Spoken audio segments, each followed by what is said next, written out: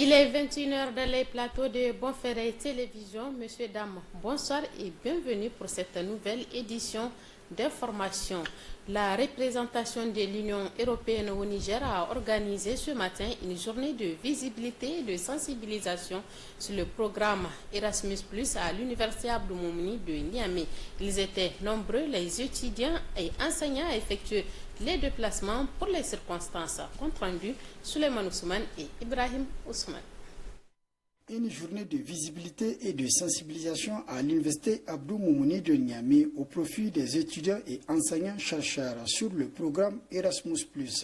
Erasmus+ est un programme de l'Union européenne qui vise à soutenir des actions dans les domaines de l'enseignement, de la formation, de la jeunesse et du sport pour la période 2021-2027. Ceci est un événement de lancement. On profite de la Journée de l'Europe parce que c'est un moment de visibilité pour nous, de rappeler au final ce qu'on est comme organisation et les objectifs qu'on a atteints.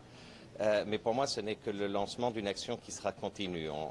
Nous avons cette réelle volonté de promouvoir l'Erasmus. J'ai pu le dire en salle aussi, c'est un processus au final qui est mondial, qui est compétitif. Donc qu'est-ce qu'on va faire? On va commencer, monsieur le ministre a bien corrigé tout à l'heure, en rappelant que c'est ouvert à toutes les universités. Donc nous comptons avant tout, dans les mois à venir, faire un petit peu le même exercice dans les régions.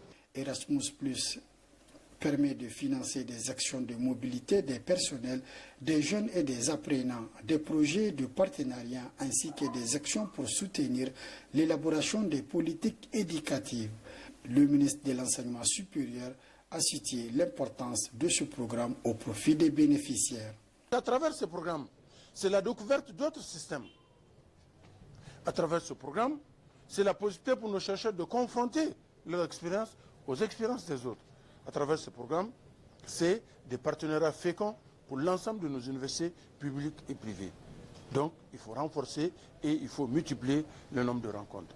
L'Union européenne, par ce programme, veut ainsi réaffirmer son soutien à la création d'un espace européen de l'éducation dans le cadre de la nouvelle programmation Erasmus+ 2021-2027. Doté d'un budget spécifique de plus de 26 milliards d'euros, le nouveau programme Erasmus+ est non seulement plus inclusif et plus innovant, mais encore plus numérique et plus écologique. L'Agence nationale pour l'économie des conférences a organisé vendredi dernier sa première nuit dite de l'ANEC. Au cours de cette rencontre qui a regroupé plus de 250 personnes autour de l'ANEC vise à échanger sur le dispositif mis en place et le résultat enregistré par l'ANEC. Compte rendu, Boubacar Amadou et Ibrahim Idi. Sur le tapis rouge, le directeur général de l'Agence nationale de l'économie des conférences lui-même pour accueillir les invités à cette nuit de gala, dite nuit de l'ANEC. La première dans l'histoire, cette nuit de l'ANEC qui réunit plus de 200 partenaires et prestateurs qui accompagnent l'institution depuis sa création, vise à présenter l'ANEC, ses objectifs et son dispositif qu'il met à la disposition des prestateurs.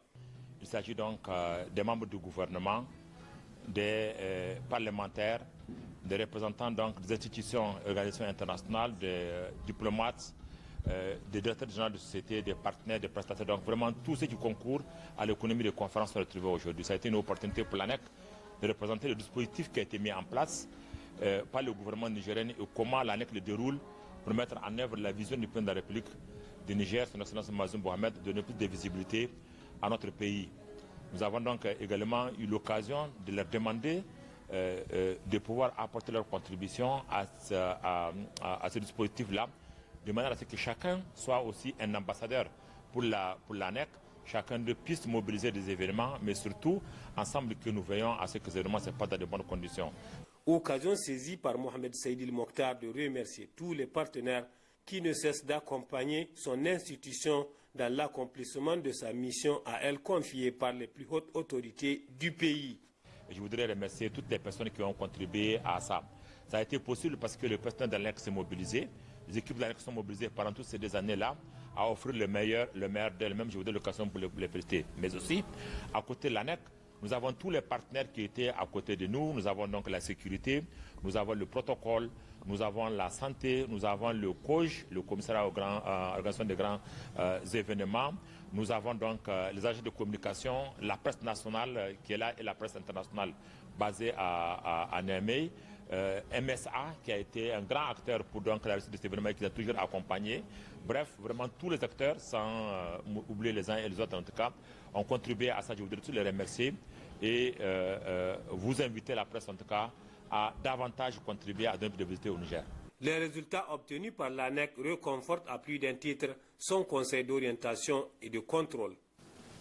Les résultats engrangés depuis 2020 nous permettent d'affirmer aujourd'hui que l'ANEC est sur la bonne orbite et joue véritablement le rôle d'outil de la visibilité du Niger et source de revenus pour l'État et les opérateurs économiques. Avec l'ANEC, nous assistons aujourd'hui à une plus grande professionnalisation de l'organisation des conférences et des événements dans notre pays, servis en cela par des ressources humaines qualifiées et engagées.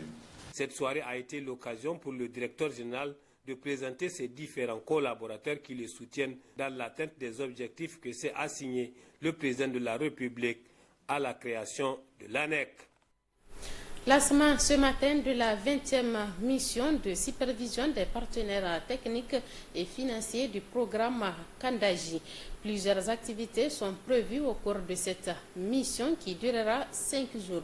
Retrouvons Boubacar Amadou et Abdoulaye Seydou pour le compte rendu. Les parties prenantes de la mise en œuvre du programme Kandaji et les bailleurs de fonds réunis pour cette deuxième mission de supervision des partenaires techniques et financiers dont la présente cérémonie marque le lancement officiel. Nous avons invité tous les ministères sectoriels qui sont concernés notamment par le programme Kandaji, à savoir le ministère de l'énergie, le ministère de l'hydraulique et de l'assainissement, le ministère de l'équipement, le ministère de l'agriculture. Donc tous ces ministères sont invités parce que nous voulons quand même que l'ensemble des parties prenantes au projet Kandaji ait en tout cas la même information, ce qui peut surtout contribuer à faciliter l'exécution de ce projet. Occasion saisie par le directeur général de l'agence du barrage de Kandaji de donner le chronogramme des travaux de cette mission.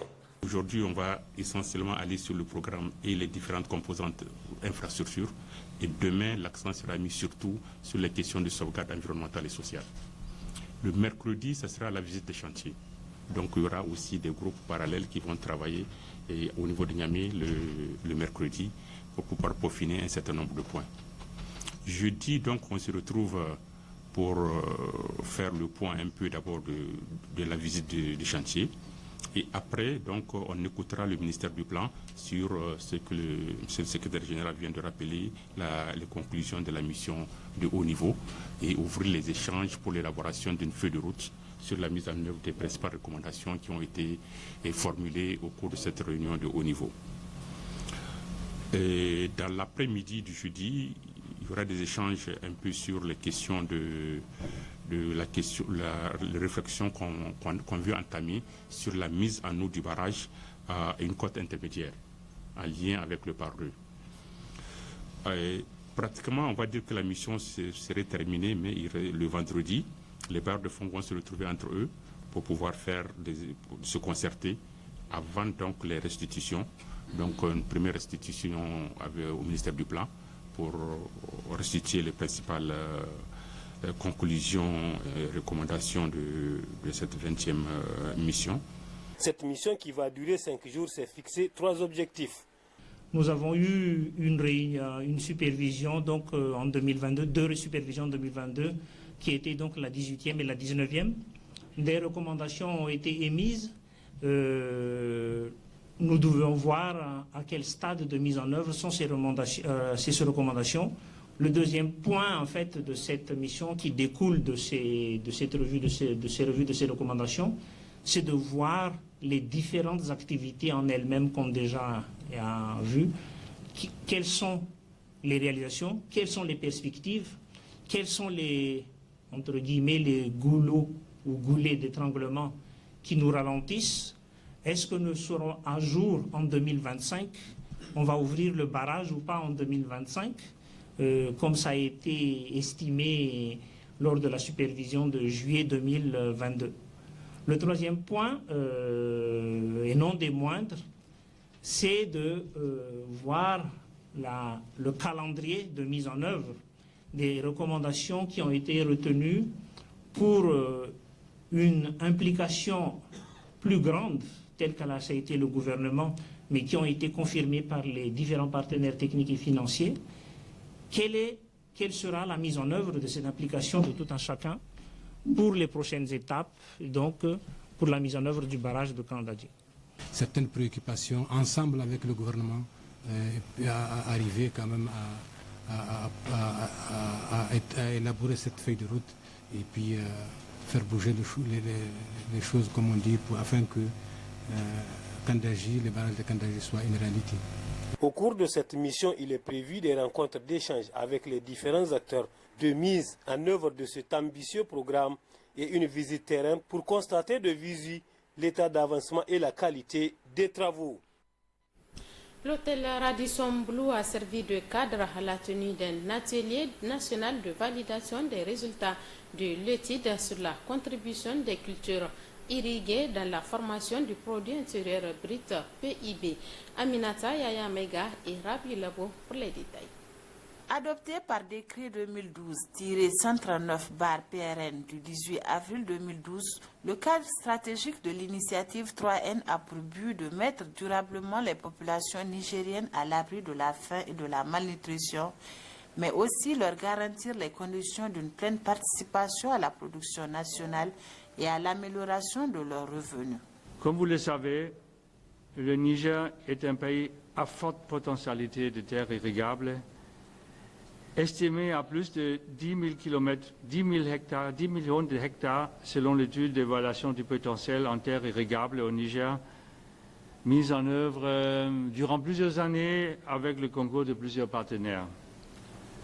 Fort de cette disponibilité du potentiel irrigable, le gouvernement du Niger a adopté en 2015 la stratégie nationale de la petite irrigation au Niger, connue aussi sous le cycle SPIN.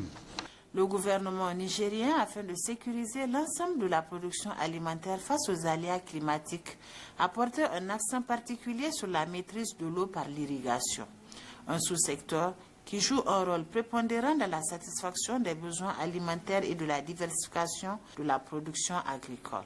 Bien que le domaine de l'irrigation, plus spécifiquement de l'agriculture irriguée, soit considéré comme une source importante d'accroissement du poids de l'agriculture dans l'économie nigérienne, celle-ci reste encore appréhendée dans les statistiques et chiffres officiels. Mesdames et messieurs, en effet, peu d'études permettent à l'heure actuelle de procéder à une réelle désagrégation des contributions propres des différents sous-secteurs tels que celui de l'irrigation. Le présent atelier permettra de partager aux participants les résultats de l'étude et de façon spécifique, présenter les résultats de l'étude et recueillir les amendements et contributions des participants ainsi que les recommandations pour améliorer la qualité des études futures dans le domaine. Ouverture ce matin d'un atelier de vulgarisation des documents de sauvegarde environnementale et sociale du projet Haske, un conclave qui regroupe les experts et techniciens de la Nigelec d'une part et les agents de l'Ampère et l'ANERSOL de l'autre part. Compte rendu, Abdraman Younous Issa et Lukoga. Des experts et techniciens de la Nigelec, de l'Ampère et de l'ANERSOL sont en conclave pour la journée d'aujourd'hui pour la mise en œuvre du projet d'accélération de l'accès à l'électricité au Niger, dit projet Haske. Mais ces techniciens et autres experts ne sont pas seuls entre eux, puisqu'il faut y ajouter un représentant du ministère de l'Énergie et des membres des différents comités de gestion des plaintes des différentes communes de Niamey. Objectif, vulgariser le document de sauvegarde environnementale et sociale du dit projet. C'est le maire du premier arrondissement communal de Niamey qui a ouvert les travaux de cet atelier.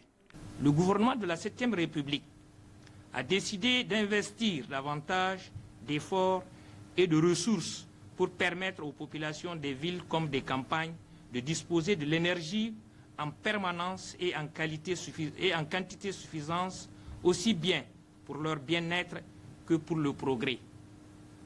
Chers participants, chers invités, mesdames et messieurs, l'approvisionnement en électrique a longtemps constitué un défi majeur dans certains quartiers de la ville de Niamey. Grâce à Dieu, les choses s'améliorent car le réseau électrique poursuit sa densification à la grande satisfaction des populations. Le projet d'accélération de l'accès à l'électricité au Niger, ou projet Haske, comme son nom l'indique, vise à amener l'électricité partout et pour tous au Niger. À terme, près de 200 localités du pays sont concernées.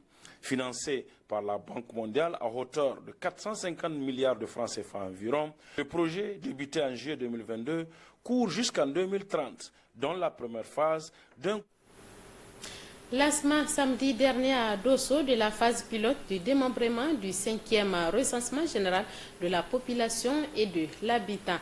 Une délégation conduite par l'Institut national de la statistique INS a été reçue par les autorités administratives et coutumières de la région pour le lancement. D'autres précisions, Aïchat Mamadou et Ibrahim Ousmane. Menu de sa tablette, Anas est un agent recenseur qui fait son entrée dans une concession de Tomboukiray, un village situé à 6 km de la commune de Dosso. En posant des questions, il procède à la collecte des données entrant dans le cadre du 5e recensement général de la population et de l'habitat RJPH, dont cette étape constitue le lancement de la phase pilote du dénombrement conduite par l'Institut national de la statistique.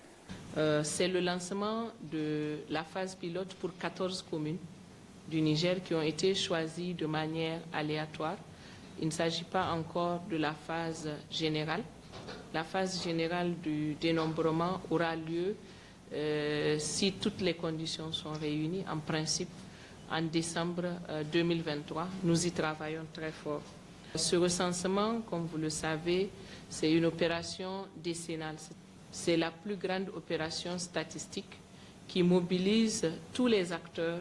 Tout le monde doit se mobiliser pour la réussite d'un recensement parce que c'est la base statistique de tous les indicateurs, que ce soit au niveau national, mais aussi au niveau local. La particularité de ce recensement, c'est que c'est la première fois que le Niger mène une opération totalement digitale. Importante, cette opération l'est aux yeux des partenaires techniques et financiers qui accompagnent l'Institut. Les représentants de la Banque mondiale et de l'UNFPA ont effectué le déplacement de Tomboukiray. On pourrait voir où sont les structures ou les cases de santé dans un village ou dans une zone, et puis où sont les populations, où sont les écoles et où sont les populations. Par exemple, on pourra voir si les écoles sont proches de la population ou pas.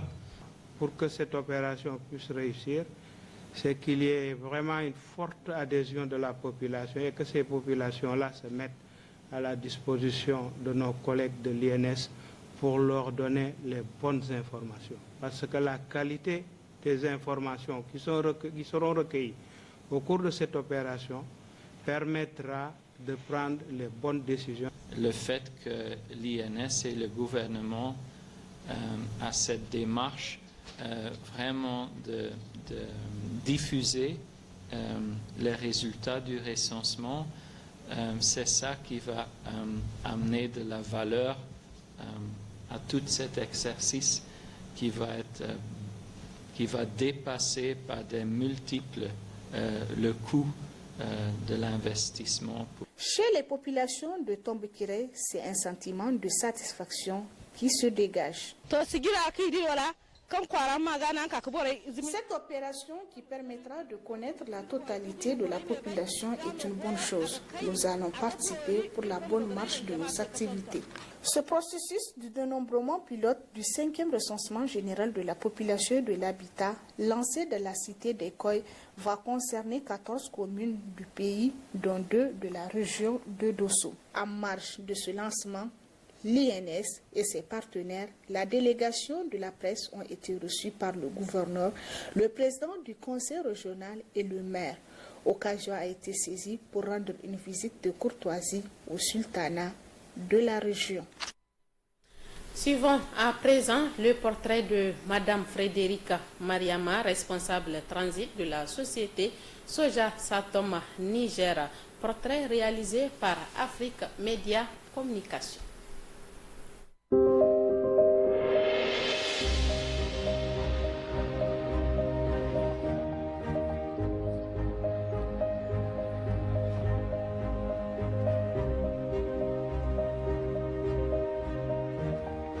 En 2001, donc je suis aujourd'hui responsable transit. Je n'ai fait que occuper que ce poste, responsable transit. En fait, en réalité, j'ai démarré comme déclarant. Voilà.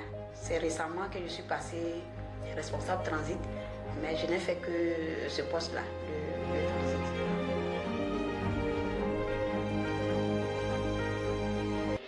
Quand on connaît ce qu'on fait et qu'on aime ce qu'on fait aussi, donc on essaye de se faire une place aussi. Donc voilà, c'est comme ça. De travailler parmi les hommes. Bon, c'est pas facile, mais bon, moi je suis arrivée à me faire une place et puis voilà.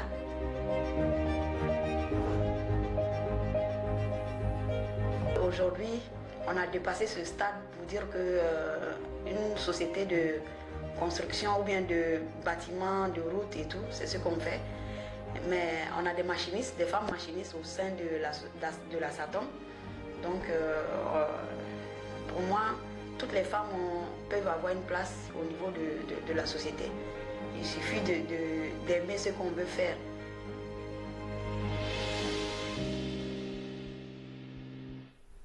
Tout comme Oumou Kaltoum Adamou est laborantine à Soja Satom Niger. Elle nous livre ses impressions et comment elle est arrivée dans la société. Découvrons ce reportage, ce portrait toujours réalisé par Afrique Média Communication.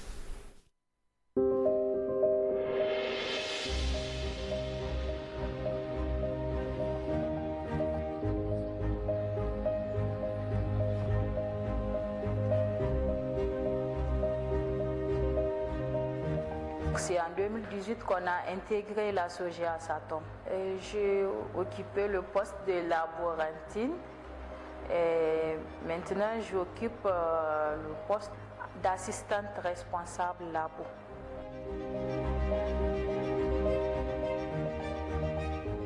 J'étais venue, je suis la seule femme parmi les hommes, ça n'a pas été facile. Avec le temps, on a eu à se connaître et maintenant je suis bien intégrée et je me sens à ma place.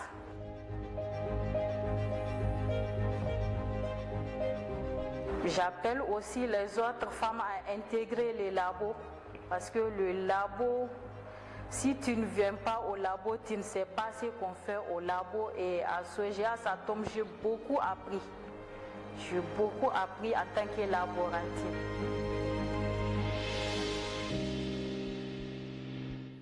C'est la fin de ce journal. Merci de nous avoir suivis. Restez toujours câblés sur Bonferré Télévision. Le programme continue. Bonne soirée à tous. Au revoir.